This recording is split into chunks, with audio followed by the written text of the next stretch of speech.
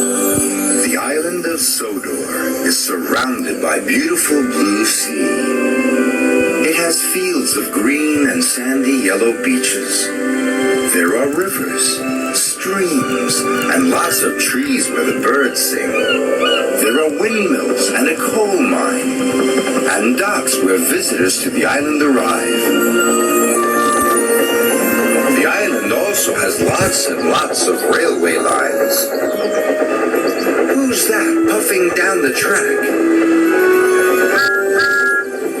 It's Thomas! Hello, Thomas! Hello, everybody. Welcome to the island of Sodor.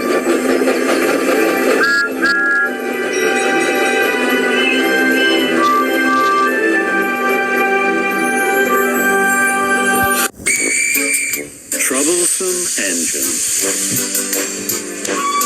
Henry and the Elephant.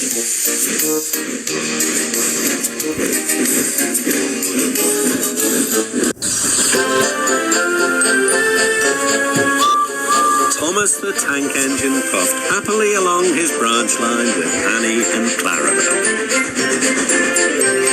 The Fat Controller was waiting on the platform. He looked at his watch. Well done, Thomas. You are right on time and really reliable. Thank you, sir, whistled Thomas.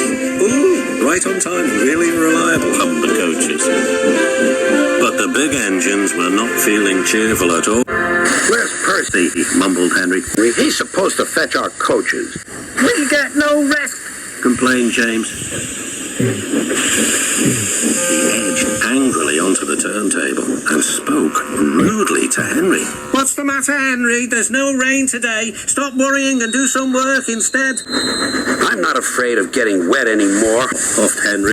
Anyway, you look silly enough to be a clown. You should join the circus. Oh, whistled Percy, so you've heard the news. Whatever next? Grunted Gordon. About the circus. Percy, what are you talking about? The circus has arrived, explained Percy. I've been shunting special trucks. The Fat Controller needs your help too. The engines soon forgot to be tired and cross. Until it was time for the circus to leave. Then Gordon and Henry were cross all over again when James got to pull the train away.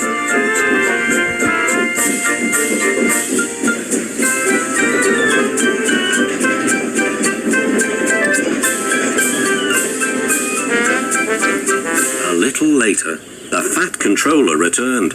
Come along, Henry. A tunnel is blocked down the line. You must take some workmen to investigate.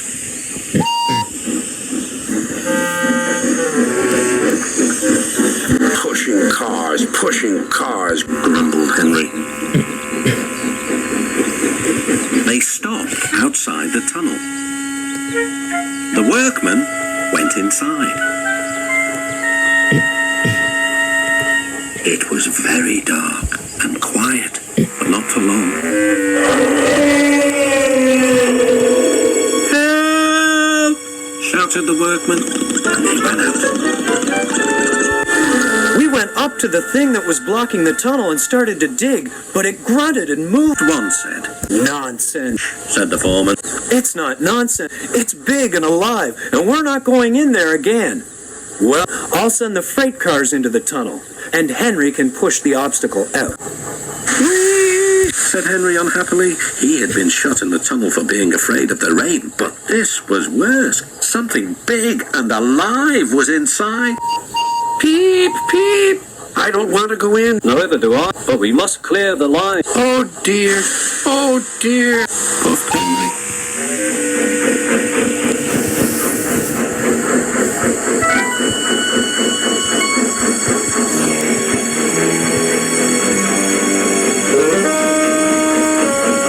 Then there was trouble. The block was indeed alive and very strong. It began to push the train backwards. Out of the tunnel came Henry. Then the trucks, and last of all, a large cross elephant. What do you know? It must be the missing elephant from the circus, cried the foreman. The elephant stopped pushing and came towards them. They gave him some sandwiches and cake so he forgot he was cross and remembered he was hungry. He drank 3 buckets of water and was just about to drink another when Henry let off steam. "Oh!" cried the elephant. Water went all over Henry. Poor Henry. The elephant and his keeper were soon reunited, but Henry was most upset. An elephant pushed me. An elephant pushed me. That night, he told the other engines all about it. Gordon and James felt sorry for Henry, but still teased him. Oh, you poor engine. Oh, you have been badly treated, haven't you? Never mind, Henry, murmured Thomas. I think you were brave today and really reliable too. Tenders and turntables.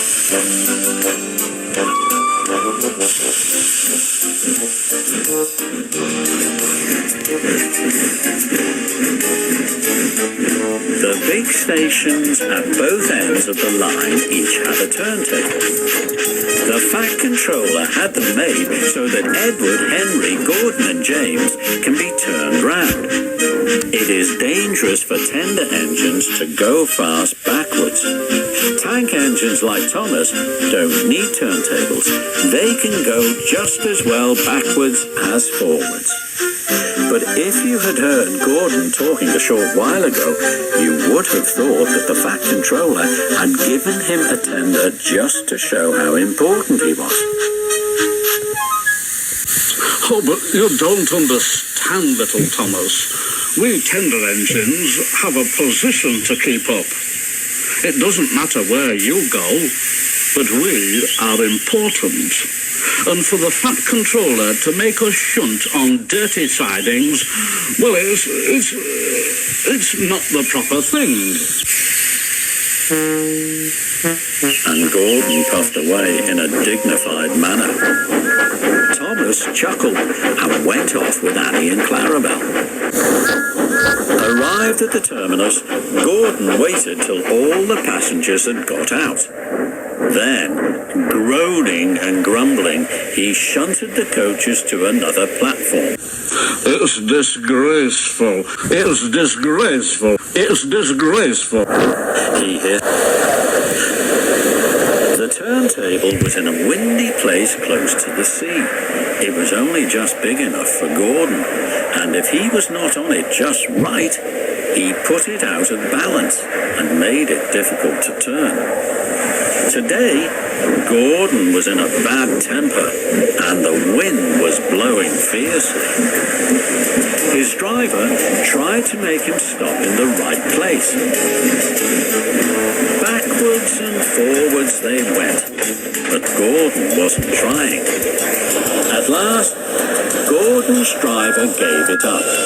The fireman tried to turn the handle, but Gordon's weight and the strong wind prevented him. The driver, some players, and the fireman all tried together. It's no good. It's no good. Your big tender upsets the balance. If you were a little tank engine, you'd be all right. Now you'll have to pull the next train backwards. Look, called some boys. There's a new tank engine. Oh, it's only Gordon back to front.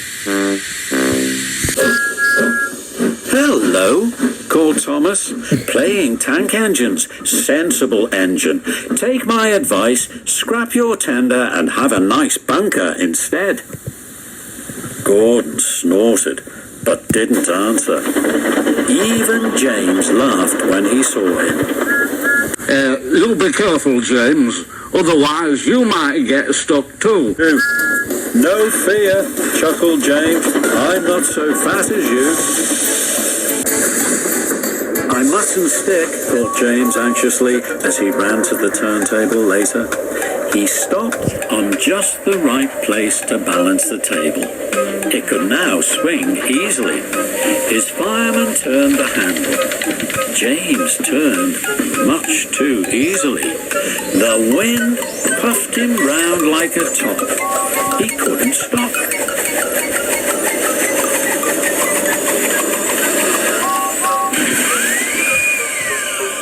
At last the wind died down and James stopped turning, but not before Gordon, who had been turned on the loop line, had seen him. Well, James. What are you doing? Playing roundabouts, Poor James, feeling quite giddy, rolled off to the shed without a word.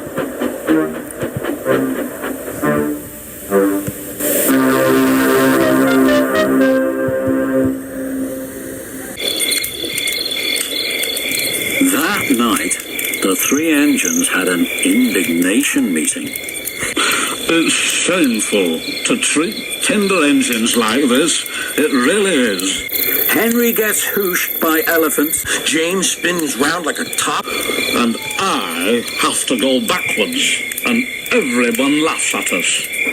Not only that, the fat controller makes us shunt in dirty sidings. It's dreadful. It's dreadful. Now listen, said Gordon. He whispered something to the others. We will act tomorrow. The fat controller will look silly. Now, this is what we'll do. In the morning. Trouble in the shed.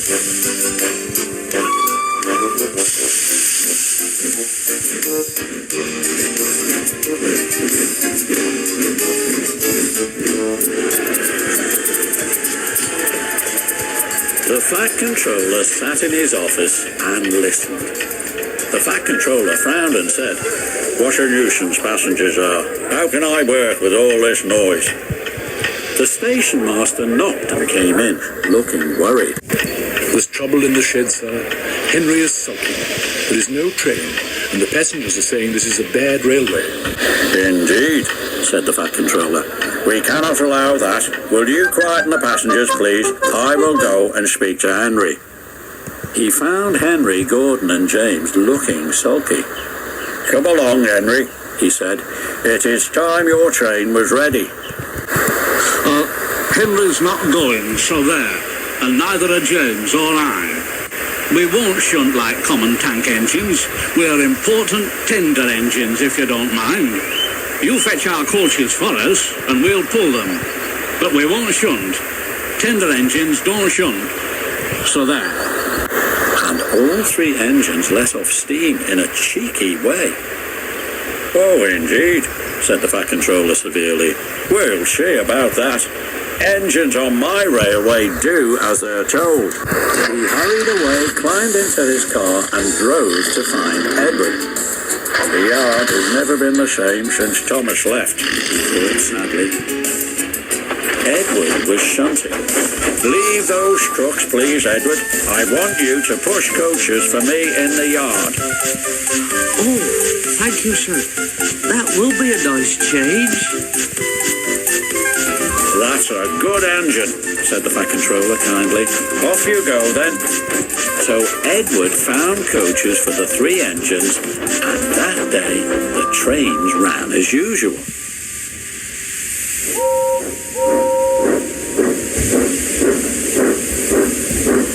But when the Fat Controller came the next morning, Edward looked unhappy.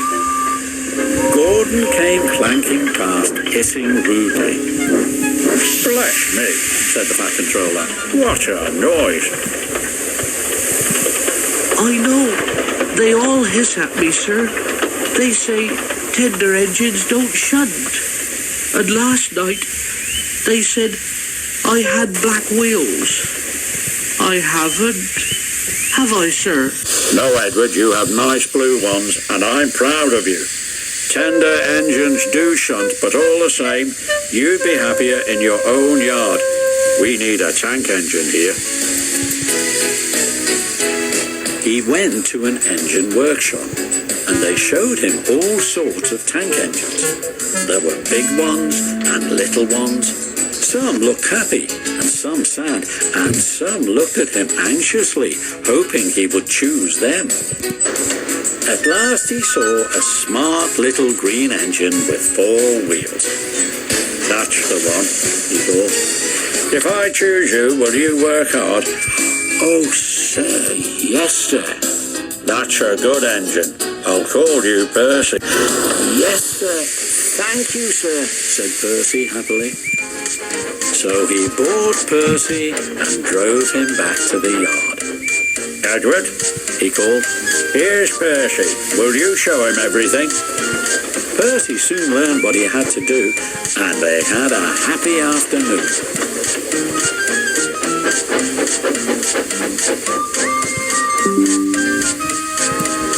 Once Henry came by hissing as usual. Wheesh, said Percy suddenly. Henry jumped and ran back to the shed. How beautifully you washed him, Percy. I can't make a noise like that. Oh, said Percy modestly, that's nothing. You should hear them in the workshop. You have to wheesh loudly to make yourself heard. Next morning, Thomas arrived. The Fat Controller sent for me. I expect he wants help, he said importantly to Edward. Oh, he does indeed, Thomas. Here he comes now. Well, John Thomas, you've been quick. Listen, Henry, Gordon and James are sulking. They say they won't shunt like common tank engines. So I have shut them up and I want you both to run the line. Common tank engines indeed, snorted Thomas. We'll show them. And Percy here will help too, said the Fat Controller. Oh, sir, yes, sir, please, sir, answered Percy excitedly. Edward and Thomas worked the line. Starting at opposite ends, they pulled the trains, whistling cheerfully to each other as they passed. Percy sometimes puffed along the branch line. Thomas was anxious, but both driver and guard promised to take care of Annie and Clara. There were fewer trains, but the passengers didn't mind. They knew the three other engines were having a lesson. Henry, Gordon and James stayed shut in the shed and were cold, lonely and miserable. They wished now they hadn't been so silly.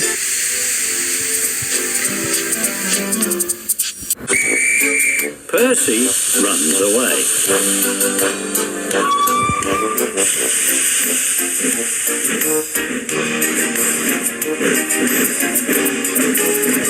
Henry, Gordon and James were shut up for several days. At last, the Fat Controller opened the shed. I hope you are sorry, he said sternly, and understand you are not so important after all.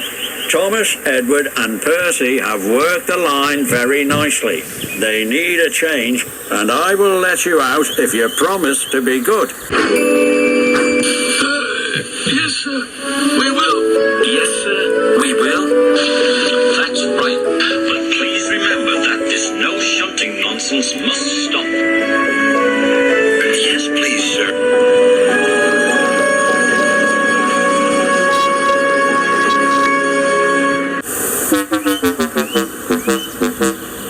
He told Edward, Thomas and Percy that they could go and play on the branch line for a few days. They ran off happily and found Annie and Clarabelle at the junction.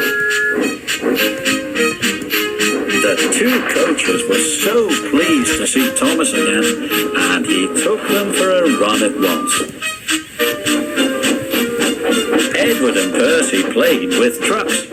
Stop, stop, stop, screamed the trucks as they were pushed into their proper sidings. But the two engines laughed and went on shunting till the trucks were tidily arranged. Next, Edward took some empty trucks to the quarry, and Percy was left alone. Percy didn't mind that a bit. He liked watching trains and being cheeky to the engines. Hurry, hurry, hurry, he would call to them.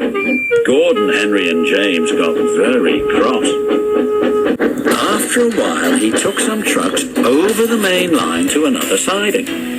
When they were tidy, he ran on to the main line again and waited for the signalman to set the point so that he could cross back to the yard. Edward had warned Percy. Look, Be careful, Percy, on the main line. Whistle to tell the signalman that you're there. But Percy didn't remember to whistle, and the signalman was so busy and forgot Percy. Bells rang in the signal box. The man answered, saying the line was clear, and set the signals for the next train. Percy waited and waited. The points were still against him. He looked along the main line. Peep, peep, he whistled in horror, for rushing straight towards him was Gordon with the express. Oh, get out of my way! Get out of my way!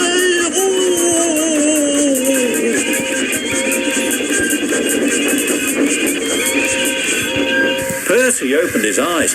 Gordon had stopped with Percy's buffers a few inches from his own. But Percy had begun to move. I won't stay here, I'll run away, he puffed. He was soon clear of the station and running as fast as he could. He went through Edward's station whistling loudly and was so frightened that he ran right up Gordon's Hill without stopping.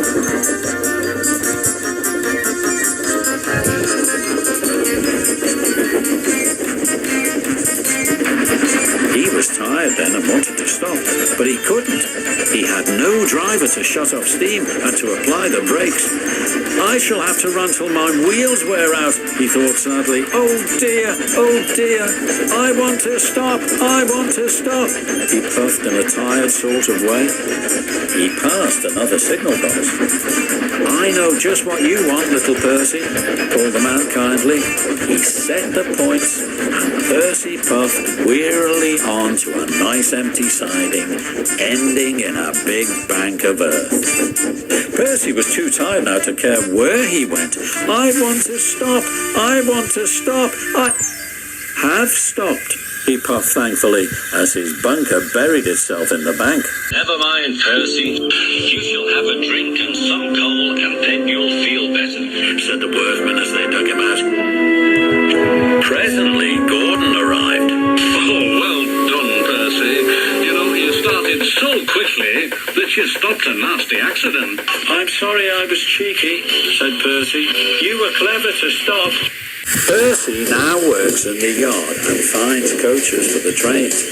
He is still cheeky because he is that sort of engine, but he is always most careful when he goes on the main line. This is a story about Henry, based on the railway series by the Reverend W. Awdry, and read aloud by me, Michael Angelus.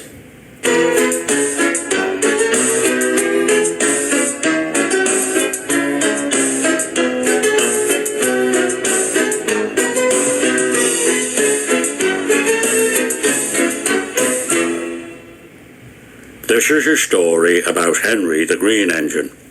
Henry was often ill and couldn't work, but then he tried some special Welsh coal and got the chance to show everyone just what he could do.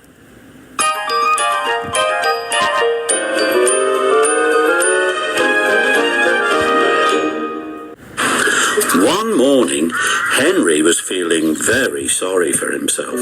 Sometimes he could pull trains, but sometimes he felt too weak and had to stay in the yard. I suffer dreadfully and no one cares. Rubbish, Henry, snorted James. You don't work hard enough.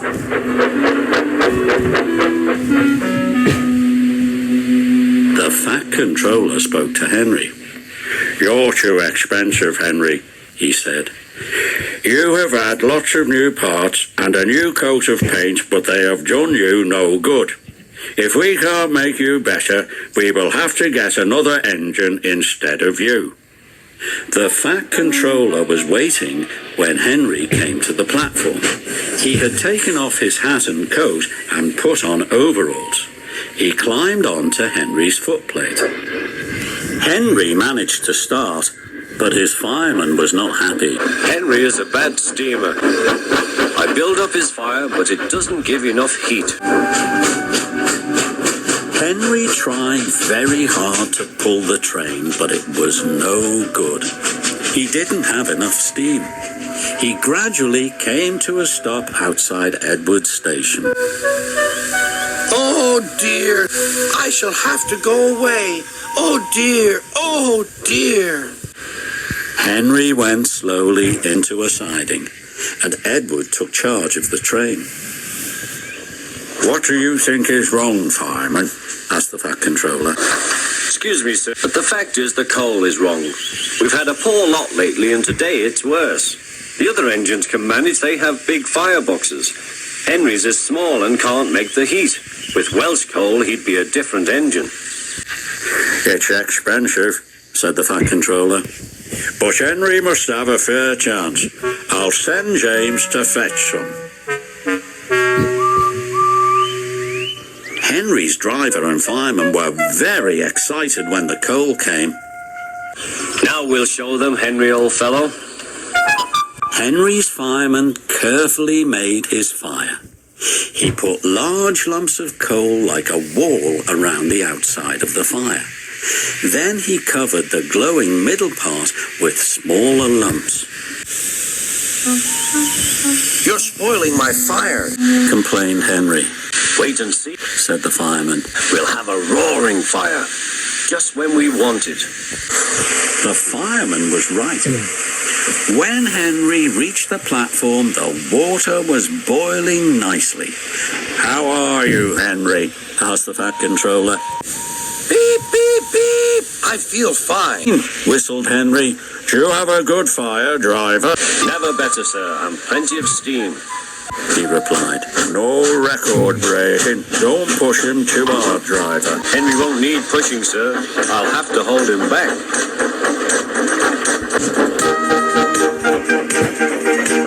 Henry had a lovely day. He had never felt so well in his life. He wanted to go fast, but his driver wouldn't let him.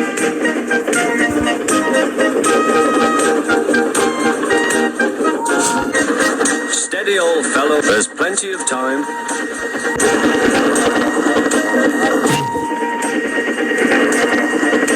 They arrived at the station early. Thomas puffed in. "Where have you been, lazy bone?" asked Henry. "Oh, I can't wait for dawdling tank engines like you. Goodbye." But before Thomas could answer, Henry was off again. "Gosh," said Thomas to Annie and Clarabelle, "have you ever seen anything like it?" Henry was very happy. With his new Welsh coal, he could work as hard as the other engines. Then one day, Henry had a crash, and the Fat Controller sent him to be mended.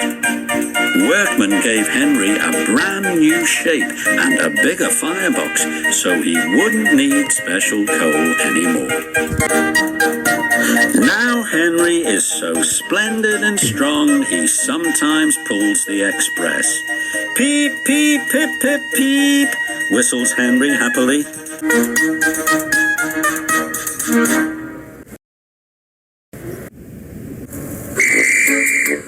Percy and the Trousers.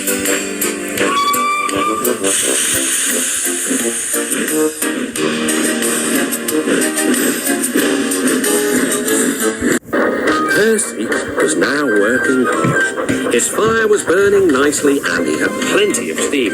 But he still thought about Scarf. He saw them everywhere he went.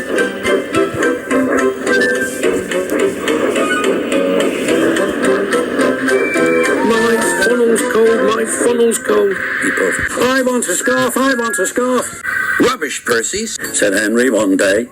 "Engines don't wear scarves." "Engines with proper funnels do," replied Percy. "You've only got a small one."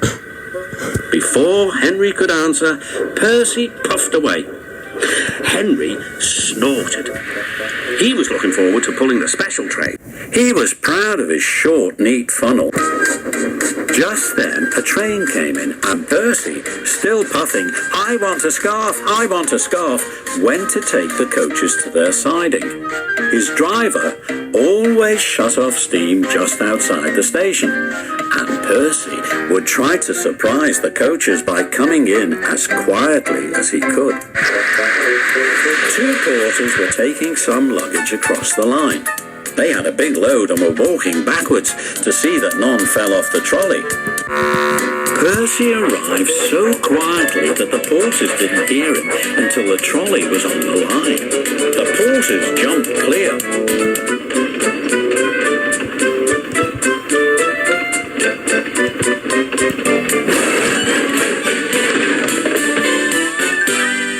The trolley disappeared with a crunch. Boxes and bags burst in all directions. "Oh, groaned Percy and stopped. Sticky streams of red and yellow jam trickled down his face. A top hat hung on his lapine. Clothes, hats, boots, shoes, skirts and blouses stuck to his front. A pair of striped trousers coiled lovingly round his funnel. They were grey no longer. Angry passengers looked at their broken trunks. The fat controller seized the top hat. "Mine," he said crossly. "Percy," he shouted, "look at this." "Yes, sir. I am, sir," a muffled voice replied. "My best trousers, too." "Yes, sir. Please, sir," said Percy nervously.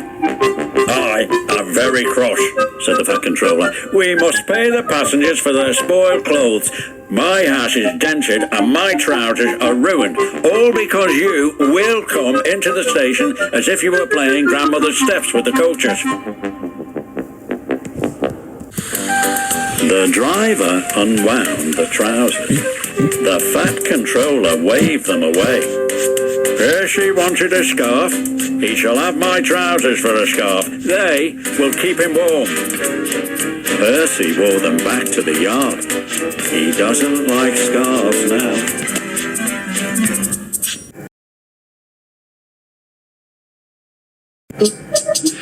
Gordon was cross. Why should that Henry have a new shape? A shape good enough for me is good enough for him, surely. He goes gallivanting off to crew, leaving us to do his work. Oh, it's disgraceful. It really is. It's disgraceful. It's not good enough. And there's another thing. Henry whistles too much. No respectable engine ever whistles loudly at stations. It's not that it's wrong to whistle at stations, but we just don't do it. "Never mind. I'm glad you are home again. I like your whistling." Goodbye, Henry.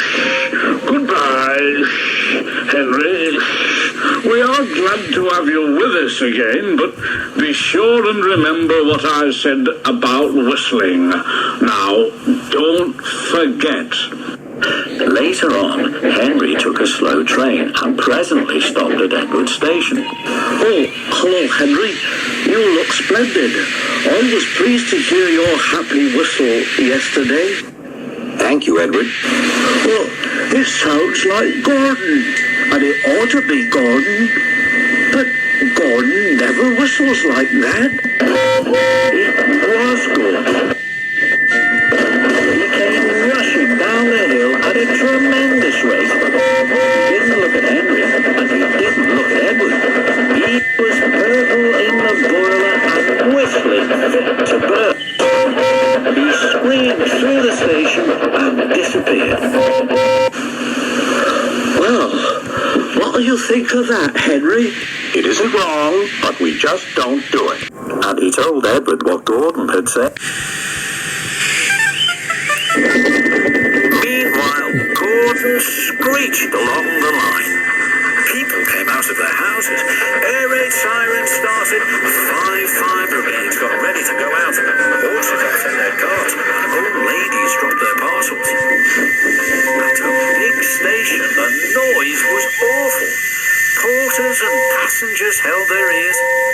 fat controller held his ears too. He gave a lot of orders, but no one could hear them. And Gordon went on whistling. At last, he clambered into Gordon's cab. Take him away! Stop that noise! Still whistling, Gordon puffed sadly away. He whistled as he crossed the points. He whistled on the siding. He was still whistling as the last deafened passenger left the station. Then two fitters climbed up and knocked his whistle valve into place. And there was silence. Gordon slunk into the shed. He was glad it was empty. The others came in later. It isn't wrong, but we just don't do it.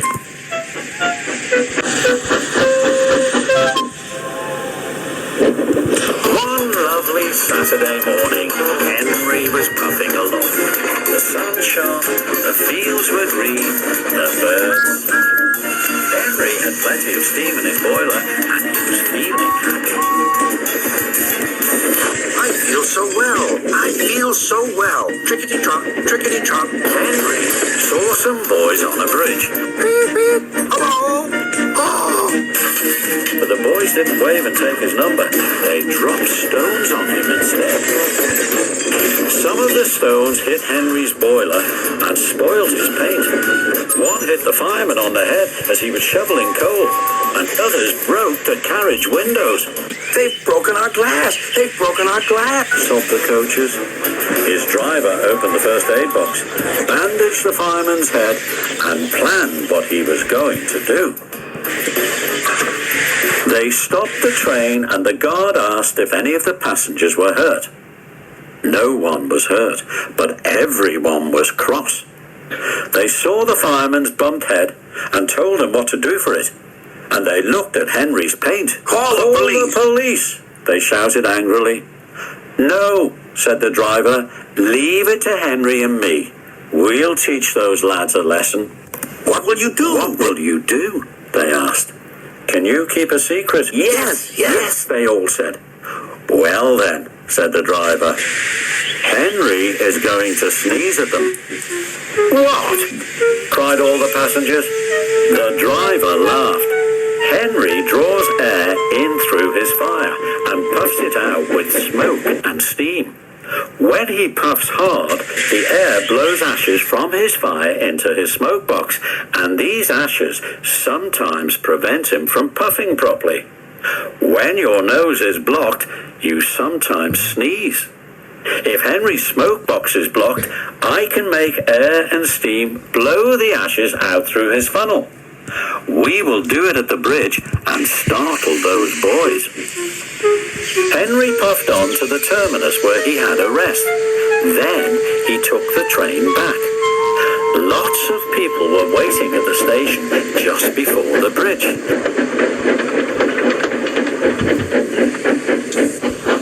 They wanted to see what would happen.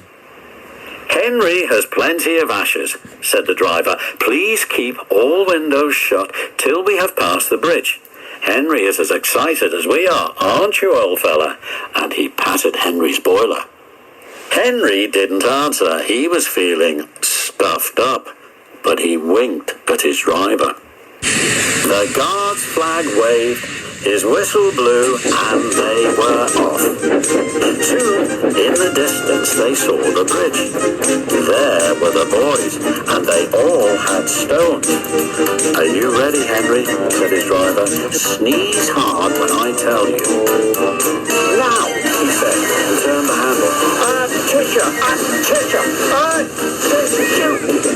Smoke and steam and ashes spouted from his funnel. They went all over the bridge and all over the boys, who ran away as black as soot. Well done, Henry, laughed his driver. They won't drop stones on engines again.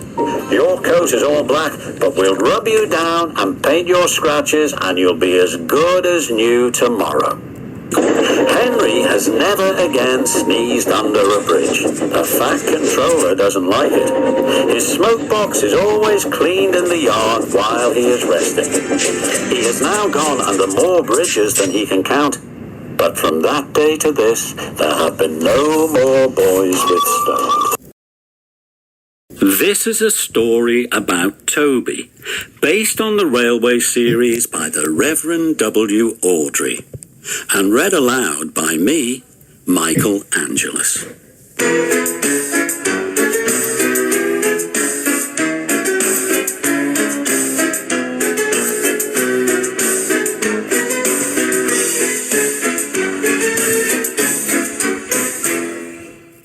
This is a story about Toby the Tram Engine. Toby loved people, but everyone thought he was too old-fashioned. He felt very sad until one day someone came to his rescue.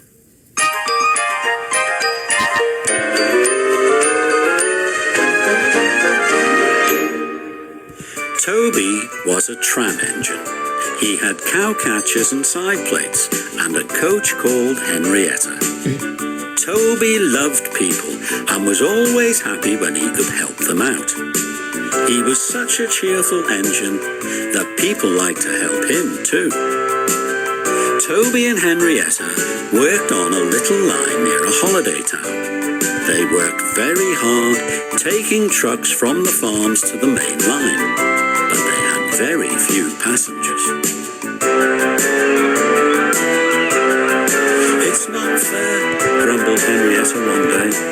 The buses are always full of passengers, even though they often have accidents. We never have accidents, but I have hardly any passengers. I can't understand it, said Toby, feeling sad. Sometimes the people on the buses laughed at Toby and called him old-fashioned. This made Toby cross. One day, a car stopped nearby, and two children jumped out.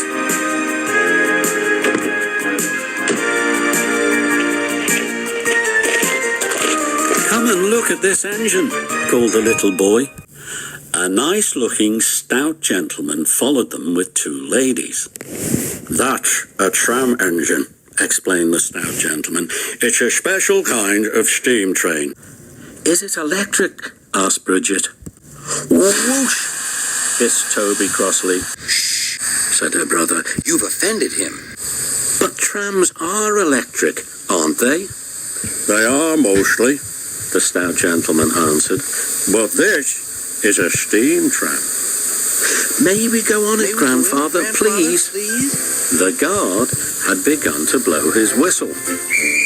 Stop, said the stout gentleman and raised his hand.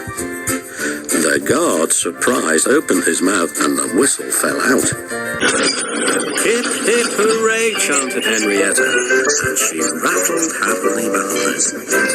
Toby did not sing.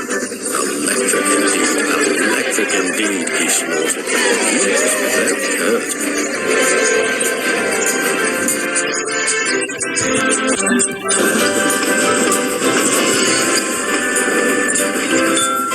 The stout gentleman and his family got out at the junction, but waited for Toby to take them back to their car. What is your name? Asked the stout gentleman. Toby, sir. Thank you, Toby, for a very nice ride. Thank you, sir, said Toby politely. He felt better now. This gentleman, he thought, is a gentleman who knows how to speak to engines. Toby set off, feeling proud to have passengers. Hip, hip, hooray, sang Henrietta as she rattled along. The stout gentleman and his family enjoyed their ride. The children came every day for a fortnight. Sometimes they rode with the guard. Sometimes in empty trucks, and on the last day of all, the driver invited them into his cab. All were sorry when they had to go away. Stephen and Bridget said thank you to Toby, his driver, his fireman, and the guard. Thank you, Toby, they said. Beep, beep, whistled Toby in reply. Come again soon. We will, called the family, and they waved goodbye.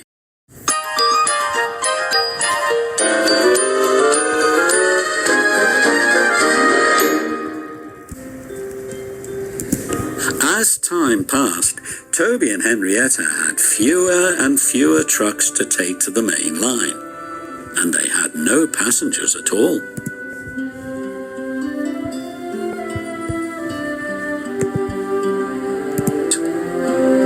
The months passed. Toby had few trucks and fewer passengers. One morning, the driver looked very sad. "It's our last day, Toby," he said. "The manager says we must close tomorrow." That day, Henrietta had more passengers than she could manage. They rode in their trucks and crowded in the brake van, and the guard hadn't enough tickets to go round.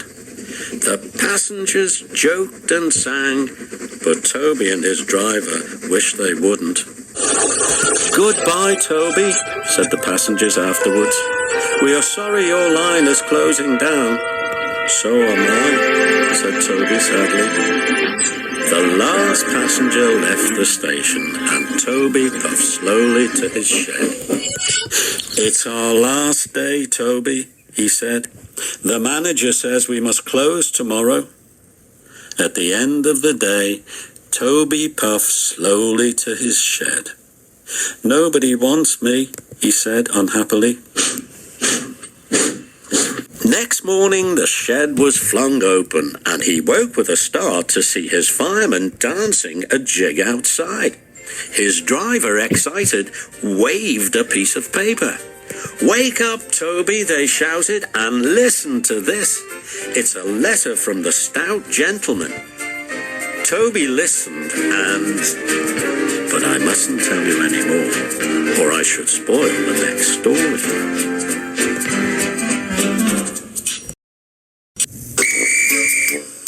Thomas in Trouble.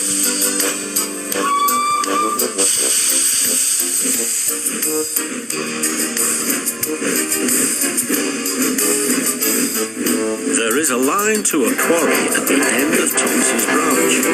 It goes for some distance along the road.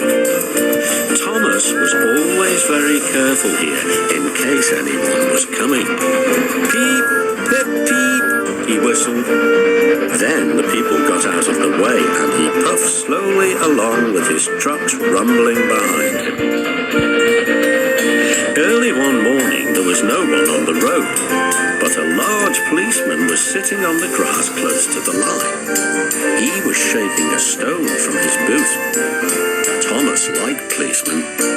He had been a great friend of the constable who used to live in the village, but he had just retired. Thomas expected that the new constable would be friendly too. "Peep, peep," he whistled. "Good morning." The policeman jumped and dropped his boot. He scrambled up and hopped round on one leg till he was facing Thomas. Thomas was sorry to see that he didn't look friendly at all. He was red in the face and very cross. The policeman wobbled about, trying to keep his balance. Disgraceful, he spluttered. "I didn't sleep a wink last night. It was so quiet, and now engines come whistling suddenly behind me." He picked up his boot and hopped over to Thomas. "I'm sorry, sir," said Thomas. "I only said good morning." The policeman grunted, and leaning against Thomas's buffer, he put his boot on.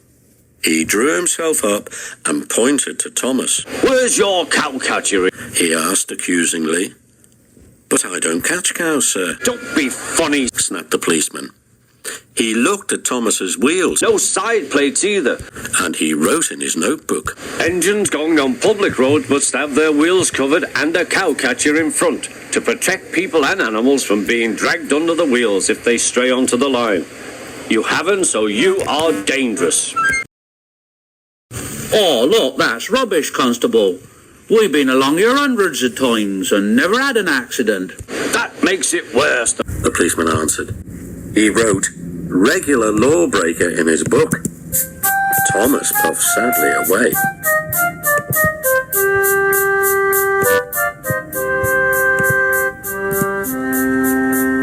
The Fat Controller was having breakfast.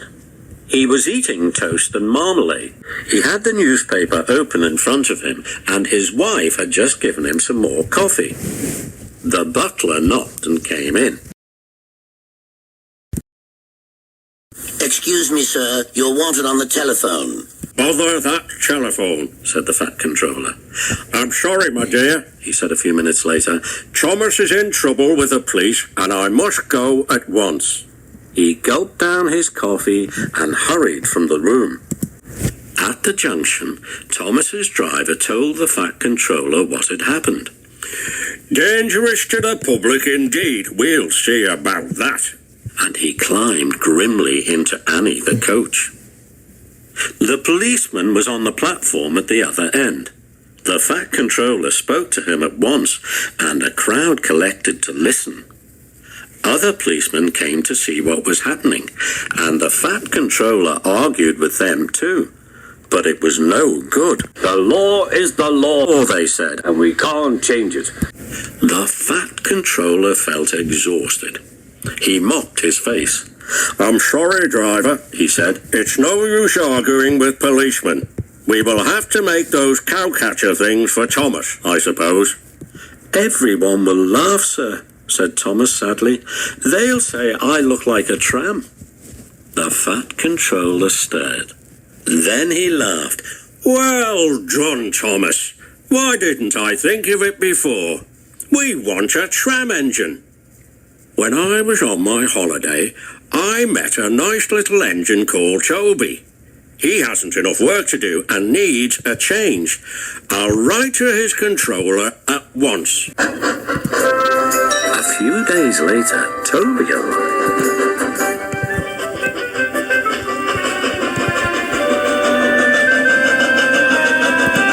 That's a good engine, said the fat controller. I see you've brought Henrietta. You don't mind, do you, sir? Asked Toby anxiously. The station master wanted to use her as a hen house, and that would never do. No, indeed, said the fat controller gravely. We couldn't allow that. Toby made the trucks behave even better than Thomas did. At first, Thomas was jealous, but he was so pleased when Toby rang his bell and made the policemen jump that they have been firm friends ever since.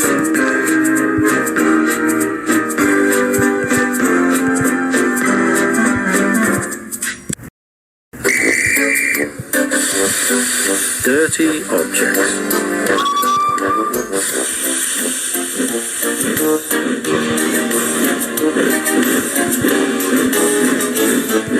Toby and Henrietta take the workmen to the quarry every morning. At the junction, they often meet James. Toby and Henrietta were shabby when they first came and needed new paint. James was very rude. What dirty objects, he would say. At last, Toby lost patience. James, he asked, why are you red? I am a splendid engine, answered James loftily. Ready for anything. You never see my paint dirty. Oh, said Toby innocently, that's why you once needed bootlaces to be ready, I suppose. James went redder than ever and snorted off. At the end of the line, James left his coaches and got ready for his next train. It was a slow goods, stopping at every station to pick up and set down trucks. James hated slow goods trains. Dirty trucks from dirty sidings.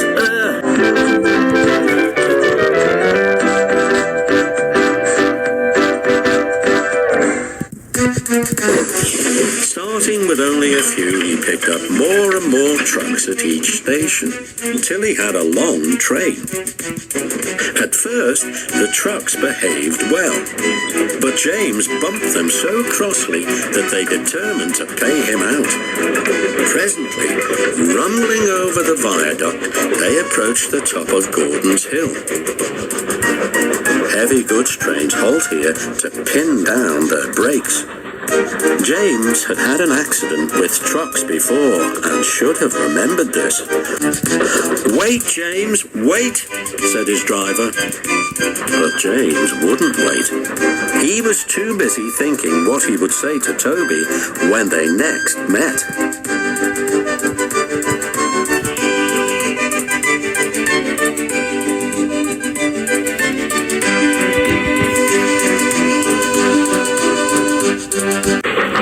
Too late, he saw where he was and tried to stop. "Hurrah, hurrah!" laughed the trucks, and banging their buffers, they pushed them down the hill. The guard tightened his brakes until they screamed. "On, on, on," yelled the trucks. I've got to stop, groaned James, and setting his brakes, he managed to check the truck's mad rush. But they were still going much too fast to stop in time. Through the station they thundered and lurched into the yard. James shut his eyes. There was a bursting crash and something sticky splashed all over him. He had run into 2 tar wagons and was black from smokebox to cab. James was more dirty than hurt, but the tar wagons and some of the trucks were all to pieces. The breakdown train was in the yard and they soon tidied up the mess. Toby and Percy were sent to help and came as quickly as they could. "Look here, Percy," exclaimed Toby.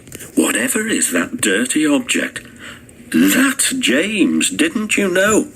"It's James's shape," said Toby thoughtfully. "But James is a splendid red engine, and you never see his paint dirty." James shut his eyes and pretended he hadn't heard. They cleared away the unhurt trucks and helped James home. The Fat Controller met them.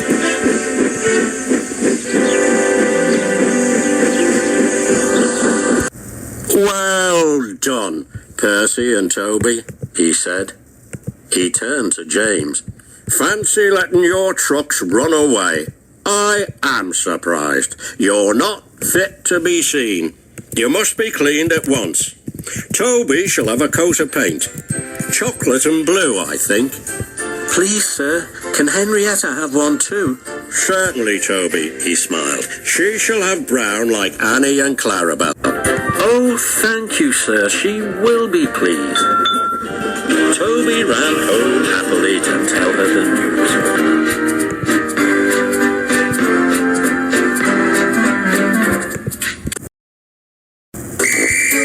Mrs. Kyndley's Christmas.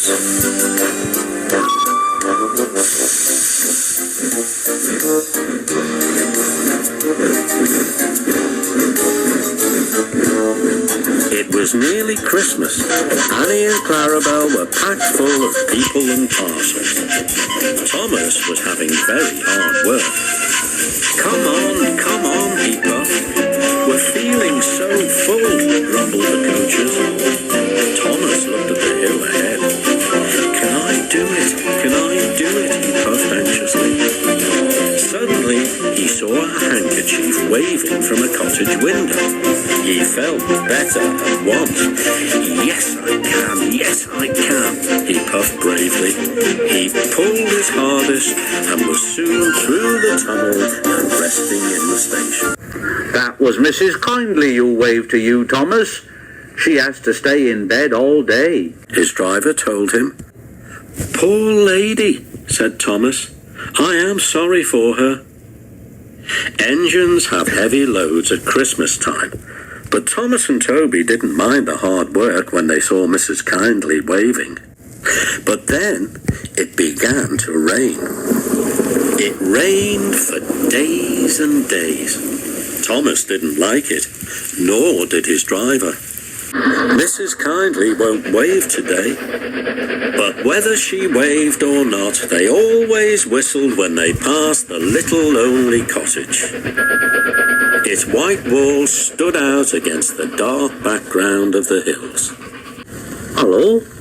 exclaimed Thomas's fireman. The driver came across the cab. Ah, something's gone wrong there. Hanging, flapping and bedraggled from a window of the cottage was something that looked like a large red flag. Mrs. Kyndley needs help, I expect. Let's stop, Thomas, said the driver, and put on the brakes. Thomas gently stopped. The guard came squelching through the rain up to Thomas's cab, and the driver pointed to the flag. See if there's a doctor on the train, and ask him to go to the cottage. Then walk back to the station and tell him that we've stopped. The fireman went to see if the line was clear in front. 2 passengers left the train and climbed to the cottage. Then the fireman returned. Well, I think we'll back down to the station so that Thomas can get a good start, said the driver. We shan't get up that hill. Come and see what's happened, the fireman answered. They walked along the line round the bend. Jiminy Christmas, exclaimed the driver. Go back to the train. I'm going to the cottage. He found the doctor with Mrs. Kyndley. Silly of me to faint, she said. You saw the red dressing gown. You're all safe, asked Mrs. Kyndley. Oh, yes, thank you. It was silly of me to faint, wasn't it? But you saw the red dressing gown hanging out of the window, didn't you? Are you all safe? Oh, yes, thank you, ma'am. I've just come to thank you. You know what, Doctor? There's a landslide in the cutting. Mrs. Kyndley saw it from the window, and she stopped us. She saved our lives. God bless you, ma'am, said the driver, and tiptoed from the room. They cleared the line by Christmas Day, and the sun shone as a special train puffed up from the junction. First came Toby, then Thomas with Annie and Clara, and last of all, but very pleased at being allowed to come, was Henrietta. The fat controller was there, and lots of other people who wanted to say thank you to Mrs. Kyndley. Peep, peep, peep, peep, happy Christmas, whistled the engines as they reached the place. The people got out and climbed to the cottage. Thomas and Toby wished they could go too. Mrs. Kyndley's husband met them at the door. The fat controller, Thomas's driver, fireman and guard went upstairs, while the others stood in the sunshine below the window. The driver gave her a new dressing gown to replace the one spoiled by the rain. The guard brought her some grapes, and the fireman gave her some woolly slippers and promised to bring some coal as a present from Thomas next time they passed. Mrs. Kyndley was very pleased with her presents. You are very good to me, she said. The passengers and I, said the fat controller, hope you will accept these tickets for the South Coast, Mrs. Kyndley, and get really well in the sunshine. We cannot thank you enough for preventing that accident. I hope we have not tired you. Goodbye, and a happy Christmas. Then, going quietly downstairs, they joined the group outside the window and sang some carols before returning to the train. Mrs. Kyndley is now in Bournemouth, getting better every day, and Thomas and Toby are looking forward to the time when they can welcome her home. Gordon, the big engine. Off the rails.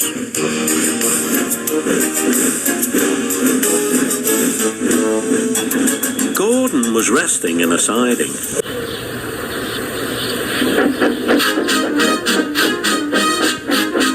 Beep, beep, beep, beep. Hello, lazy bones, whistled Henry. What cheek! What cheek! That Henry is too big for his wheels. Fancy speaking to me like that. To me, who has never had an accident. Aren't jammed whistles and burst safety valves accidents? Asked Percy innocently. No, indeed, they are not accidents. Not accidents. They're just high spirits. I mean, it might happen to any engine. But to come off the rails, well, I ask you, is it right? Is it decent, A few days later, it was Henry's turn to take the express. Gordon watched him getting ready. Better be careful, Henry. You're not pulling the flying Kipper now, you know. Mind you keep to the rails today, won't you, Henry snorted away.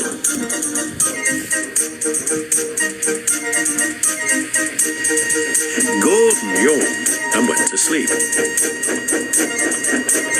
But he didn't sleep long. "Wake up, Gordon," said his driver. "A special train's coming and we're to pull it." Gordon opened his eyes. Special train? Is it coaches or trucks? It's trucks. Oh, trucks. I don't like trucks. They lit Gordon's fire and oiled him ready for the run. The fire was sulky and wouldn't burn, but they couldn't wait. So Edward pushed him to the turntable to get him facing the right way. I won't go.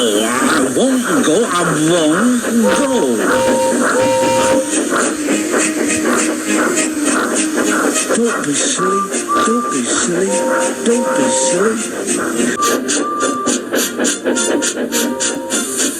Gordon tried hard, but he couldn't stop himself being moved. At last, he was on the turntable. Edward was uncoupled and backed away, and Gordon's driver and fireman jumped down to turn him round. The movement had shaken Gordon's fire. It was now burning nicely and making steam. Gordon was cross and didn't care what he did. He waited till the table was halfway round.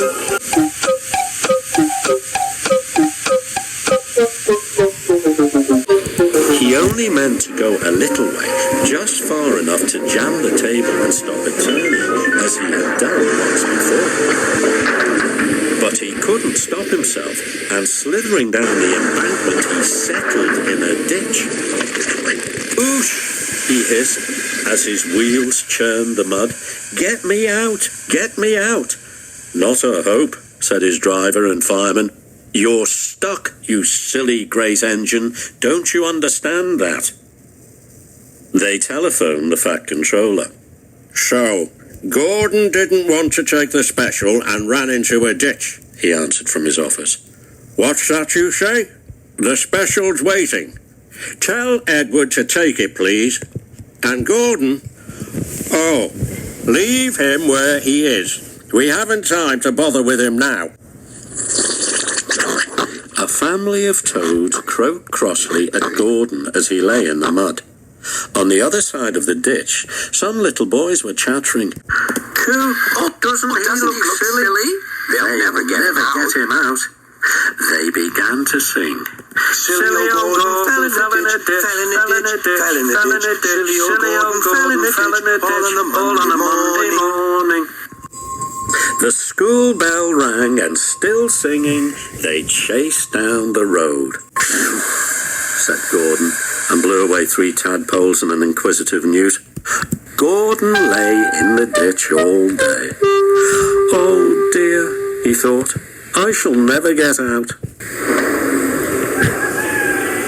But that evening, they lifted Gordon and made a road of sleepers under his wheels to keep him from the mud. Strong ropes were fastened to his back end, and James and Henry, pulling hard, managed to bring him to the rails.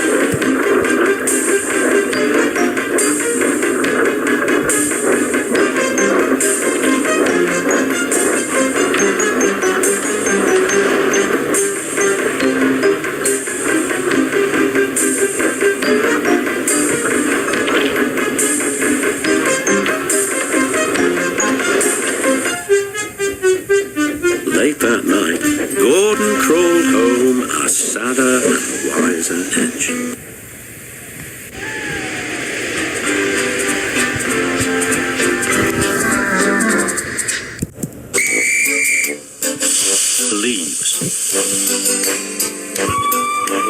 Two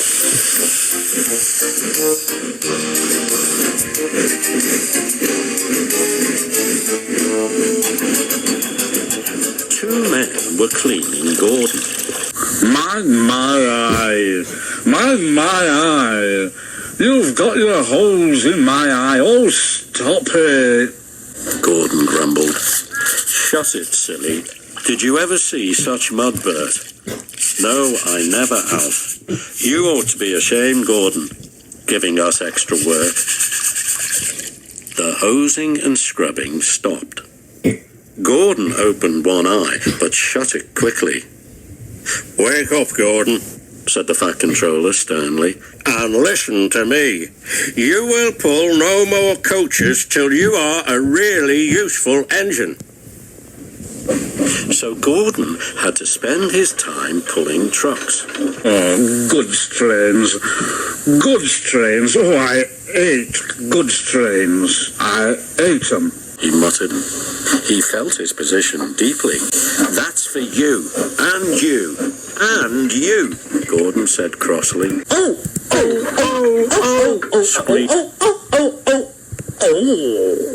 Screamed the trucks as he shunted them about the yard. Trucks will be trucks, said James, watching him. Ah, well, not with me they won't. Not with me, huh? I'll teach them. Go on. James got ready to take the express when Gordon returned.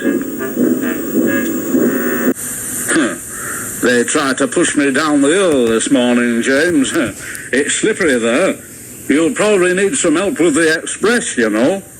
I don't need help on hills, replied James huffily. Gordon thinks he knows everything.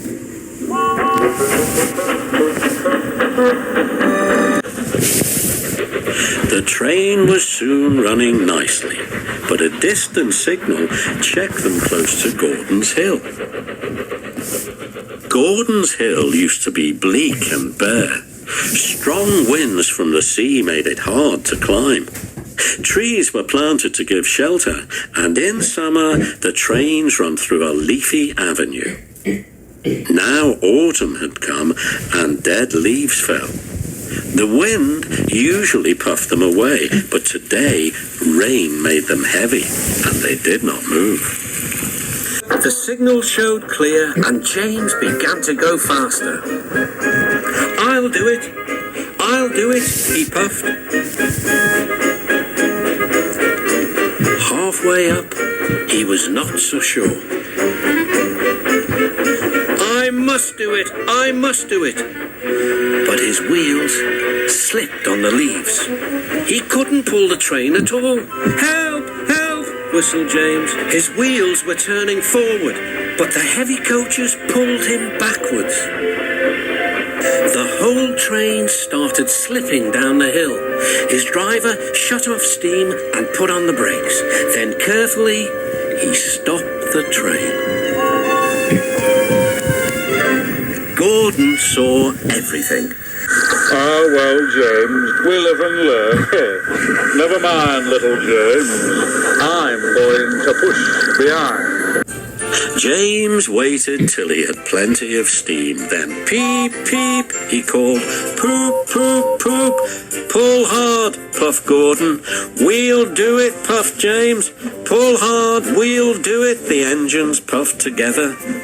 Clouds of smoke and steam towered from the snorting engines as they struggled up the hill.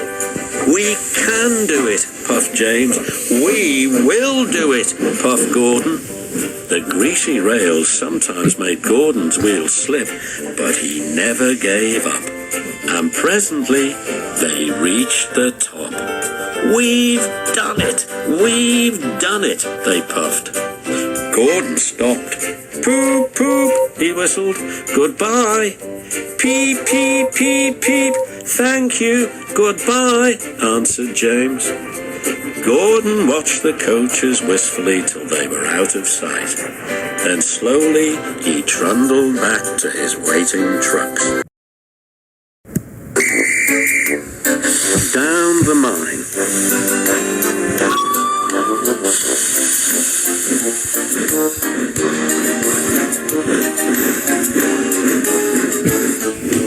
One day, Thomas was at the junction when Gordon shuffled in with some trucks. "Phew," remarked Thomas. "What a funny smell. Can you smell a smell?" No, I can't smell a smell, Thomas. Oh, no, I can't smell a smell, Thomas, said Annie and Clarabel. "A funny, musty sort of smell," said Thomas. Well, no one noticed it till you did. It must be yours. "Annie, Clarabel, do you know what I think it is?" whispered Thomas loudly. "It's ditch water." Gordon snorted, but before he could answer, Thomas puffed quickly away. Annie and Clarabel could hardly believe their ears. "He's dreadfully rude. I feel quite ashamed. I feel quite ashamed. He's dreadfully rude," they twittered to each other. "You mustn't be rude. You make us ashamed," they kept telling Thomas, but Thomas didn't care a bit. That was funny, he chuckled. He felt very pleased with himself.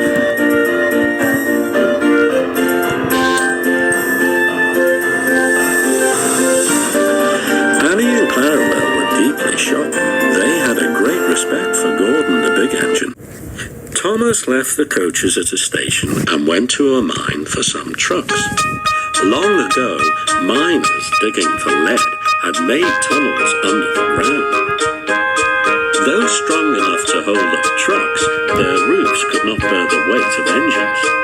A large notice said, "Danger, engines must not pass this board." Thomas had often been warned, but he didn't care. Silly old board, he thought. He had often tried to pass it, but had never succeeded. This morning he laughed as he puffed along. He had made a plan. He had to push empty trucks into one siding and pull out full ones from another. His driver stopped him, and the fireman went to turn the points. "Come on," waved the fireman, and they started. The driver leaned out of the cab to see where they were going. "Now," said Thomas to himself, and bumping the trucks fiercely, he jerked his driver off the footplate. "Hooray!" laughed Thomas, and he followed the trucks into the siding. "Stupid old board," said Thomas as he passed it. "There's no danger, there's no danger." His driver, unhurt, jumped up. "Look out!" he shouted. The fireman clambered into the cab. Thomas squealed crossly as his brakes were applied. "It's quite safe," he hissed. "Come back," yelled the driver. But before they could move, there was a rumbling and the rails quivered. The fireman jumped clear.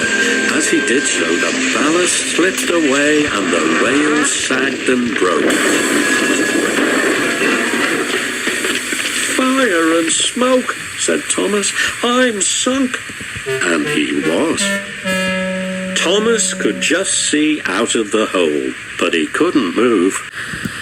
"Oh dear," he said, "I am a silly engine." "And a very naughty one too," said a voice behind him. "I saw you." "Please get me out, I won't be naughty again." "I'm not so sure," replied the Fat Controller. "We can't lift you out with a crane, the ground's not firm enough." Let me see.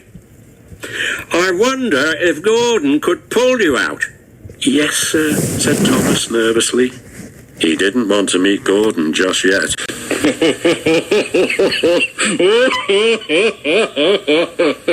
Down a mine, is he? Oh, what a joke. What a joke. Down a mine. Laughed Gordon, chortled, puffing to the rescue. What a joke. What a joke. Hello, little Thomas. Hey, you are in a mess, aren't you, eh? Never mind. We'll have you out in a couple of puffs. Strong cables were fastened between the two engines. Are you ready? Heave!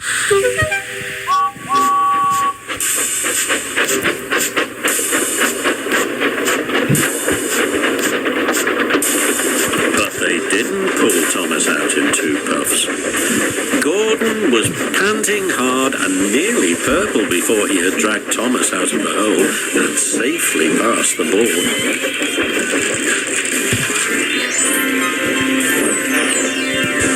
"I'm sorry I was cheeky," said Thomas. Oh, that's all right, Thomas. You made me laugh, you know, and, well, it did me good, you see, because I'm in disgrace, you know, and, well, I feel a bit low. Gordon went on pathetically. "I'm in disgrace too," said Thomas. Why, so you are, Thomas. We are both in disgrace. Look, shall we form an alliance? United we stand, together we fall. You help me, and I help you. How about that? "Right you are," said Thomas. Good. That's settled then, grumbled Gordon. And buffer to buffer, the Allies puffed home.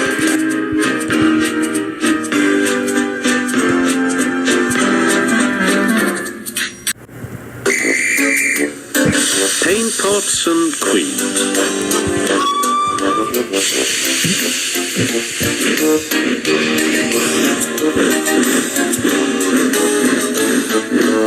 Gordon, the big engine, and Thomas the tank engine puffed buffer to buffer back home. It had been a busy day. First, Thomas had teased Gordon about the time that the big engine had slid into a ditch. Then Thomas fell down a mine, and Gordon came to his rescue. "Remember, Thomas," called Gordon grandly, "united we stand, together we fall. You help me, and I'll help you." "I'll remember," replied Thomas, "but I hope the Fat Controller forgives us soon." Suddenly they noticed something. As the two engines whistled into the sheds, everywhere they looked they saw paint pots and painters. "Bust my buffers," said Thomas.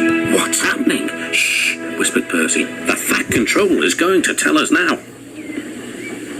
"Ladies, gentlemen, and engines, I am honoured to inform you that Her Majesty the Queen herself is coming here to visit us. Now, on with the preparations."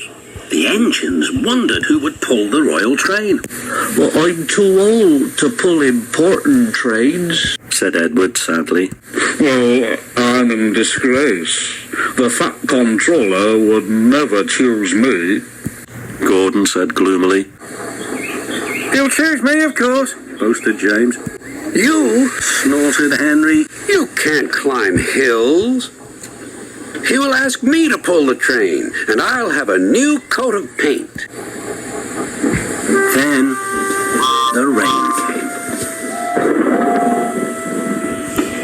Henry's driver and fireman covered up their cab to keep dry.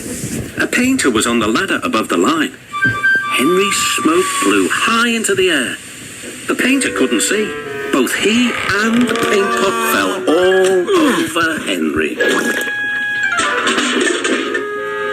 Poor Henry. Well, you're not a pretty picture, sneered the painter. The Fat Controller spoke next. "You look like an ice cake, Henry. That won't do for the royal train. I must make other arrangements."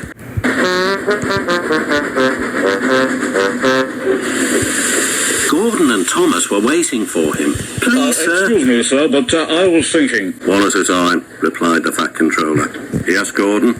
Well, sir, I just wanted to ask you if Thomas could have his branch line back again. I think you are both very sorry and deserve a treat.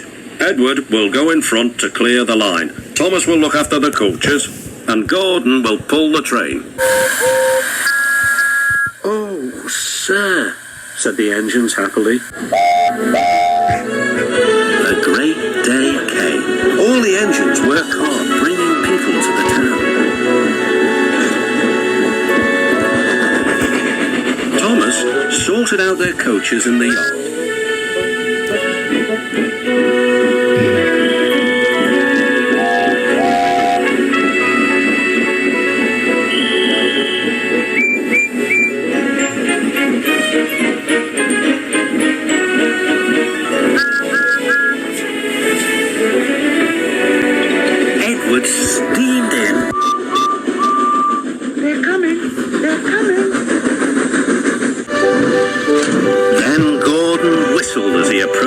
station, everyone knew that sound. The Queen's train glided into the station. Gordon was spotless, and his brass shone brightly.